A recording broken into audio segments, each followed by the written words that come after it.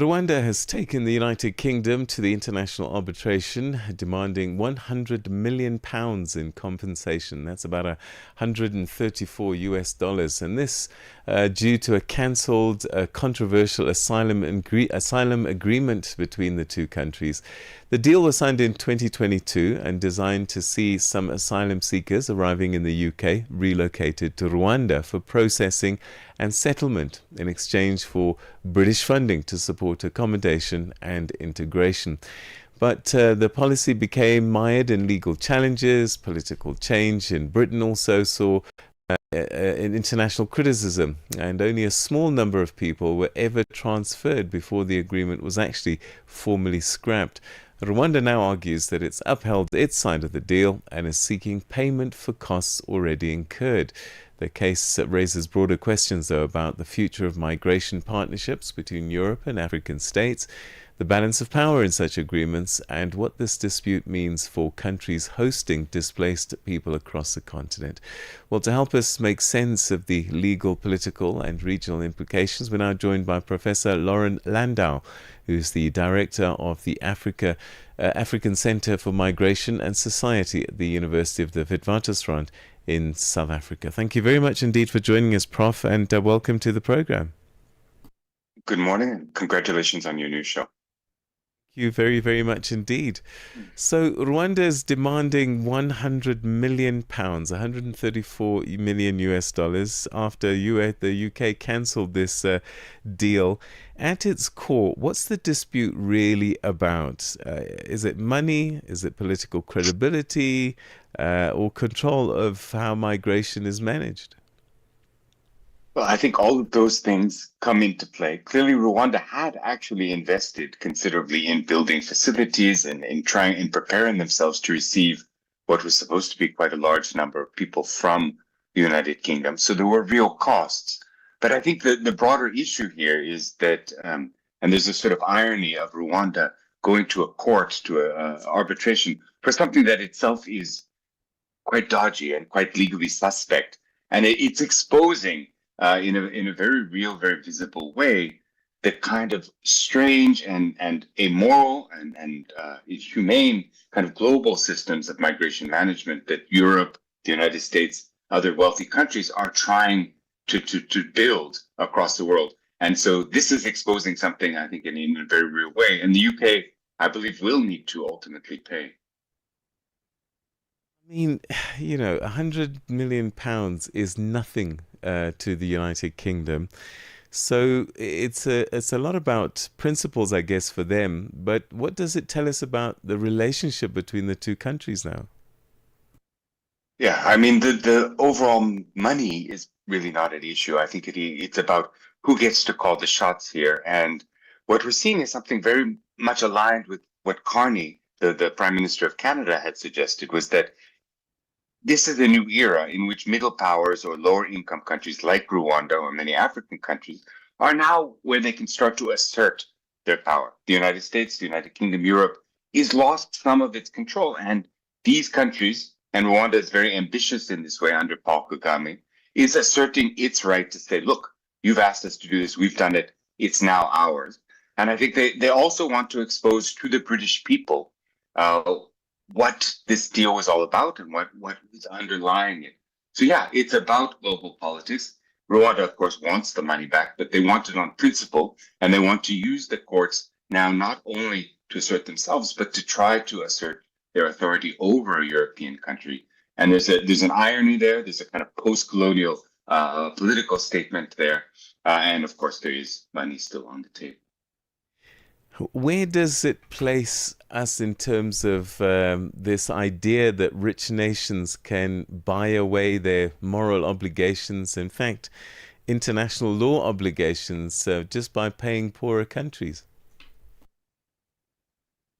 Yeah, I mean, I think that I see my camera has frozen, and I'm sorry about that. But I think that there's something, while Rwanda here is asserting this, we do still see that countries, the United States has made deals with Ghana, it's made deals with South Sudan, it's made deals nearby with Eswatini. Those things are still going ahead.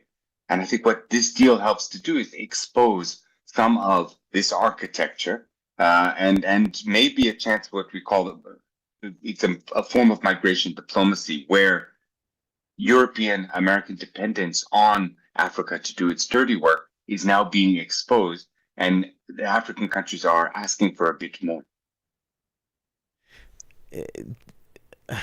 Do you see African countries changing their position in terms of how they deal with this migration issue going forward?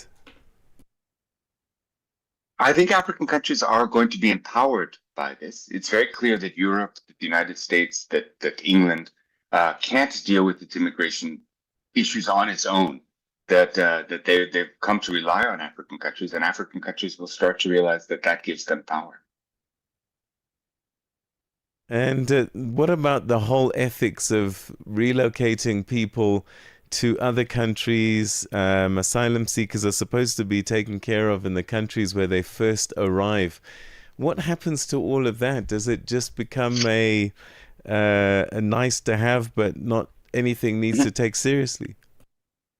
I think it's very clear that when it comes to immigration, there's been a real backsliding on kind of questions of human rights, but also the rule of law. I mean, so Europe, the United States, etc., has made it very clear that when it comes to protecting the rights of non-citizens, whether that's at home in the domestic space or internationally, they're not going to adhere to international law. But increasingly, we're seeing they're not going to even adhere to their own laws. And I think this does lower the bar. It lowers the bar when Europe or others want Kenya or South Africa or others to take asylum seekers, because no one will have a sort of moral leg to stand on. I suppose there are some dangers where if you send people to a country that perhaps is not deemed safe, that can't be allowed. And who's going to police that? Yeah, I think that that's the question. And then we're seeing like the United States sending asylum seekers or refugees or immigrants to South Sudan, which is a country that is rife with conflict. We're seeing people being sent to Eswatini, to a prison system, which is also questionable in terms of its human rights standards. And yeah, there's a question of who will do this. The UN, UNHCR, the High Commission for Refugees, in the past was very involved in monitoring this. Their funding has been cut 40-50% over the last year due to USAID and US government changes. So it's unclear, apart from civil society, apart from some of us who are watching these things, apart from the media, who will monitor this. But if we do see these outrageous activities, it's also unclear who we can go to try to address them. Is there a place for asylum seekers to say, no, I refuse to be shipped off somewhere else. You have to take me in. That's what the law says. Well, they can try. They can certainly try. Almost by definition, an asylum seeker, though, is someone who has lost the protection, the legal protections of one country. So they're always at the sort of the mercy of the country that they're trying to go to, that they're asking for asylum from. In the past, asylum seekers have taken lawsuits, often in collaboration with local NGOs. But we see asylum seekers, for example, on the islands that Australia's put them, being stuck there for years. We see asylum seekers in North Africa similarly being stuck for years, trying to make claims, trying to fight through the legal system. In law, in principle, they should be able to, but in practice, they are almost by definition an extraordinarily vulnerable group. All right, I suppose as we conclude, going back to where we started, with Rwanda, I guess their case, as you hinted, there are very real costs that they've incurred that need to be compensated. So if nothing else, that is a starting point in terms of getting compensation. Yeah, I think Rwanda will want this deal. Kagame will want not to be embarrassed and seen as being able to be kicked around by the UK or anyone else. But yes, I think we're starting to see the costs, both financial and moral, of the way in which Europe is managing migration. Professor Landau, we're going to have to leave it there, but thank you very, very much indeed. It's always a pleasure talking to you, getting your insights on these big issues. Thank you. And that was Professor Landau joining us to explain a little bit about this cancelled deal between Rwanda and the United Kingdom, where Rwanda is demanding compensation of £100 million after they had agreed that they would take some asylum seekers that had gone to the UK and bring them to Rwanda. But that's now fallen away.